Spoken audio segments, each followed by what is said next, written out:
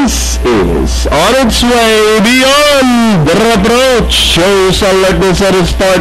Is Speedmaker right behind in second. Panagbenga is racing in third. Then running on the outside, moving up is Kudos by the Cinderella Girl as they rounded the 600. Two runners fighting it out for the lead beyond reproach by Enak. Moving up by the railing, Speedmaker to grab the lead. Panagbenga racing in third, Kudos in fourth. Then followed by Cinderella Girl as they swing for home.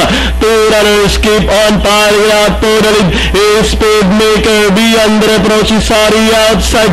Panagbenga moving up to take second and still moving up is Speedmaker. Panagbenga moving up on the outside is Speedmaker. Panagbenga, but is Speedmaker outlasted Panagbenga. Then comes number 5 Minotaur close between beyond reproach and Cinderella Girl.